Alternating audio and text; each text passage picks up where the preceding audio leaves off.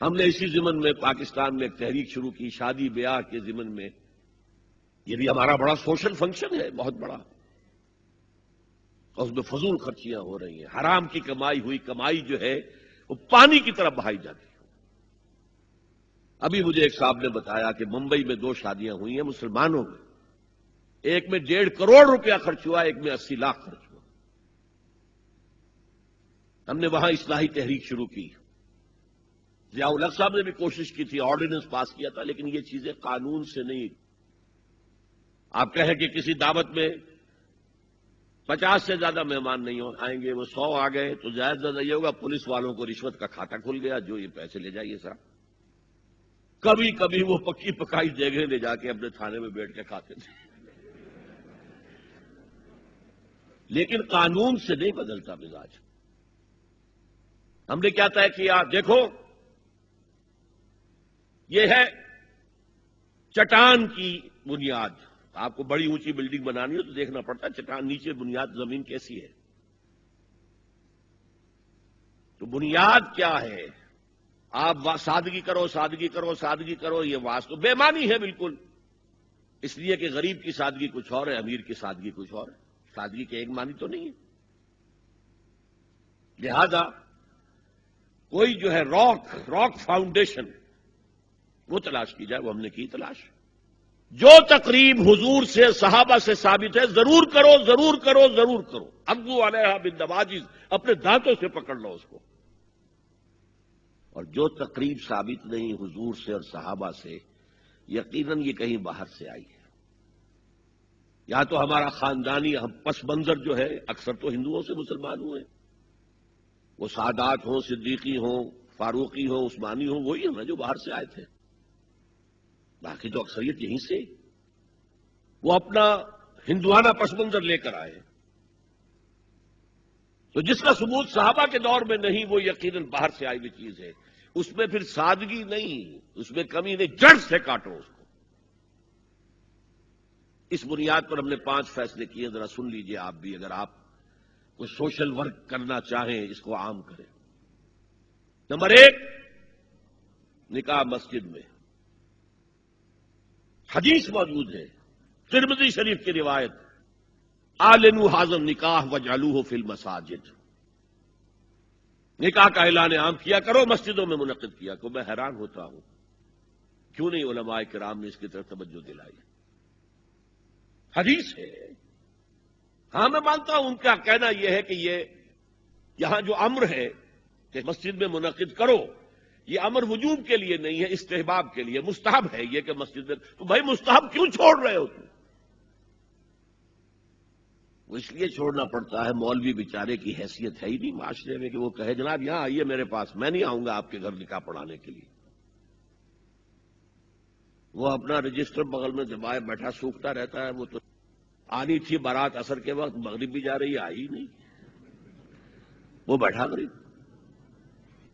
پہلے 20-30 روپے ملتے تھے، اب 200 300 400 ملتے ہیں. اور کیا ہے؟ میں نے انہیں یاد دلایا، دیکھو شرم کرو. عیسائیوں نے آج تک اپنے چرچ کی اور اپنے پادری کی عزت یہ رکھی ہے کہ شہزادے اور شہزادی کی شادی ہوگی وہ بھی پادری چرچ میں آئیں گے. شہزادے کی شادی ہو رہی ہے تو جو ان کی پارلیمنٹ کے ساتھ ہے چرچ، وہاں شادی ہوگی. وہاں پردہ نہیں ہے، لڑکا لڑکی دونوں آمنے سامنے کھڑے ہو کر قول و قرار کریں گے. ہمارے ہاں پردہ ہے تو اس لیے لڑکی کے گھر بھی جائیں گے تو لڑکی تو محفل میں نہیں آئے گی. لڑکی کا ایک وکیل ہوگا، وہ وکیل اجازت لے کر آئے گا، 2 اس کے گواہ ہوں گے، اس کے سامنے اجازت لی گئی، پھر وہ نکاح خواہ کو اجازت دیں گے، وہ نکاح پڑھا دیں گے. پہلی بات یہ ہو گئی کہ نکاح مسجد میں. نمبر 2، نکاح کے موقع پر کوئی دعوت طعام نہیں، کوئی ثابت نہیں. دعوت طعام صرف ایک ہے، وہ ولیمہ ہے. اور اس قدر معقول بات ہے، سب باپ اپنے سینوں پر ہاتھ رکھ کر سوچیں اور میری بات سنیں.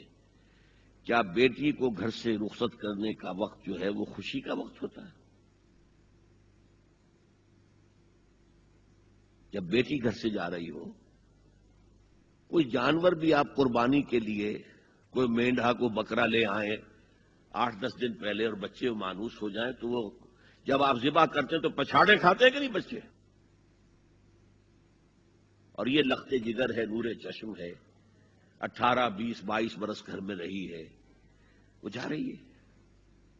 خوشی نہیں ہے وہاں، صرف یہ ہوتا ہے اے سائی آف ریلیف کہ ایک ذمہ داری کا بوجھ تھا، اللہ نے آج پورا کرا دیا، اتروا دیا بوجھ. پھر بھی اندیشہ ہوتا، پتہ نہیں مزاج ملے نہ ملے، نئے ماحول میں جا رہی ہے، وہاں جا کر ایڈجسٹ ہو یا نہ ہو، اندیشے پھر بھی ہوتے ہیں ذہن کے اندر. تو ان سے مرغ پلاؤ کھانا اور متنجن کھانا کوئی معقول بات نہیں ہے.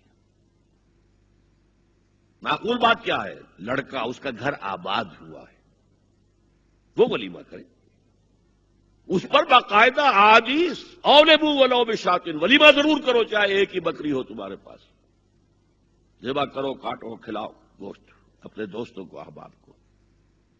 یہاں تک کہا کہ بیسا طعام الولیمہ، برا کھانا ہے ولیمے کا کہ اس میں غریبوں کو نہیں بلایا جاتا.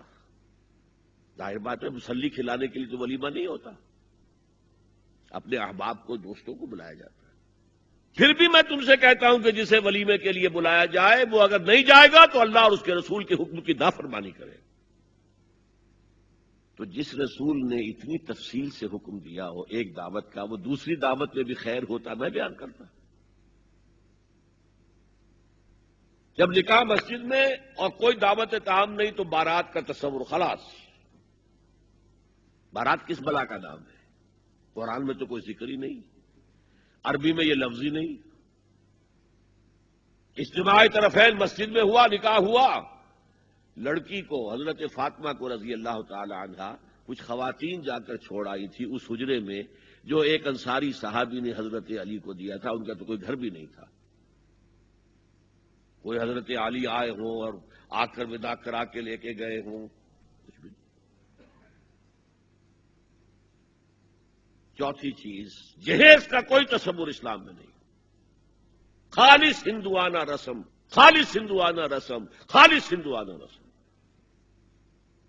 ہندوؤں میں کیوں ہے؟ وہ اس لیے ہے، معقول بات ہے کہ لڑکی کا وراثت میں کوئی حصہ ہے ہی نہیں. وہ تو جب گھر سے نکل رہی ہے وہ دے دلا کے رخصت کر دو، دان دہیج یہ خیرات ہے، لڑکی کا حق کوئی نہیں ہے گھر پر. اسلام میں تو لڑکی وارث ہے. والد فوت ہوں گے، وراثت تقسیم ہوگی. والدہ فوت ہوں گی، کوئی ان کی ہے ملکیت، وہ تقسیم ہوگی. شادی کے موقع پر کوئی جہیز اسلام میں نہیں، قطعاً نہیں. غلطی سے حضرت فاطمہ کے جہیز کو جہیز کہہ دیا گیا. وہ جہیز کیا تھا؟ ایک پیسہ بھی حضور کے اپنی جیب سے نہیں تھا. اس شادی میں خاص بات کیا تھی کہ دولہا کے ولی بھی حضور ہی ہے. اور کون ہے؟ علی کا کون تھا مدینے میں؟ اور دلہن کے والد بھی حضور ہیں. اب حضور پوچھتے ہیں حضرت علی سے، تمہارے پاس مہر دینے کے لیے کچھ ہے؟ عرض کیا میرے پاس تو کچھ نہیں. وہ فقراء صحابہ میں سے تھے. فرمایا مہر تو دینا ہے، تمہارے پاس ایک زرہ ہوتی تھی. جی ہاں زرہ تو ہے. انہوں نے یہ سمجھا زرہ تو جہاد کے لیے ہے، کوئی وہ دولت تو نہیں ہے. فرمایا جاؤ اسے بیچو یا گروی رکھ کے قرض لے کر آؤ. وہ گئے، حضرت عثمان نے خرید لی اور کچھ دنوں کے بعد واپس کر دی ہدیتاً. یہ زرہ میں ہدیہ آپ کو کر رہا ہوں. اس وقت اگر کہتے چھوڑو علی، کہاں تو لو میں پیسے دے دیتا ہوں تمہیں، تو ان کی طبیعت پر بار ہوتا. اس پیسے سے حضور نے کچھ پیسے گھر بھیجے اندر، دلہن کو ذرا تیار کر دو.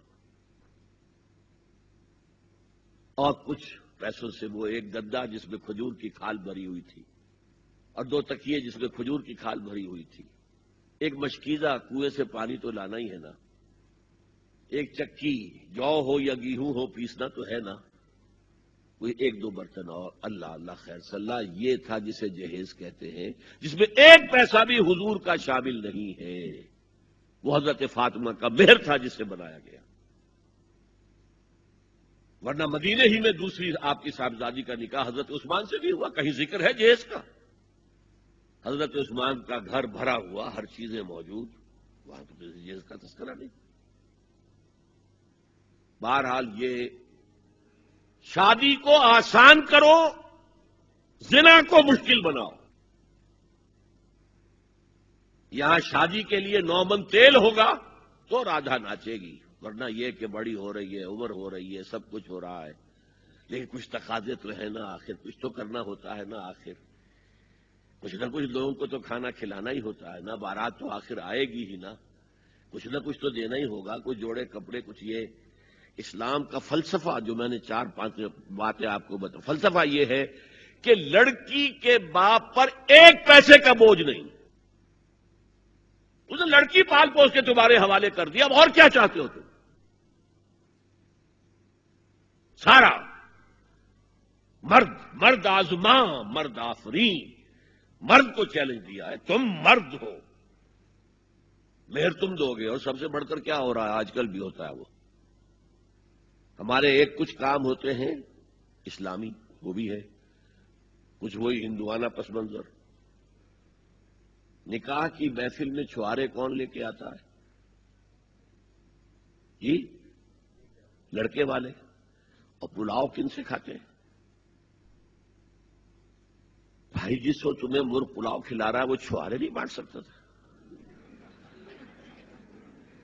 یہ ہے اسلام اور غیر اسلام کا امتزاج۔ چھوارے لڑکے والے لے کر آئیں گے اور پھر دعوت اڑائیں گے لڑکی والوں کی طرف سے۔